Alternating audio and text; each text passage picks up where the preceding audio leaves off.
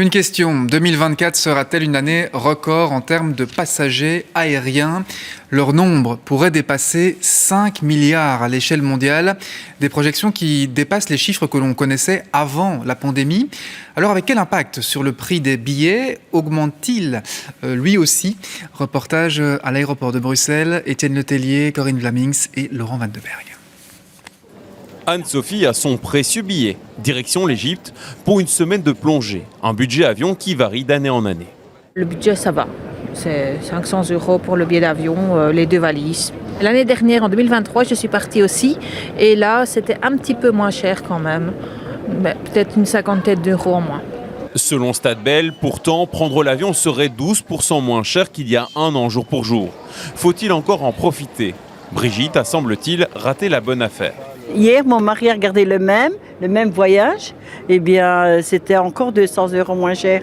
Et c'est le même, c'est encore le même vol et tout. On pouvait encore y aller.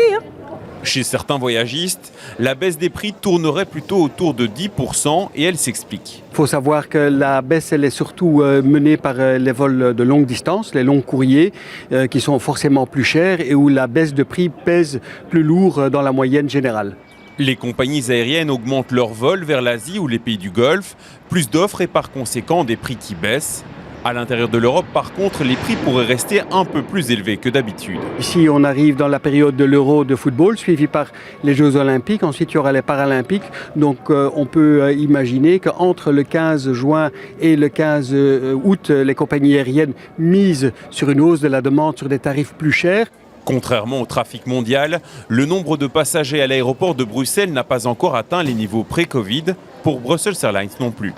En 2023, on a accueilli à peu près 8,3 millions de passagers, ce qui était une évolution de à peu près 18% par rapport à l'année précédente, mais c'est toujours 20% en dessous des niveaux de 2019. Contrairement au trafic aérien mondial, les stigmates de la pandémie sont encore visibles en Belgique, bien que le secteur redécolle progressivement.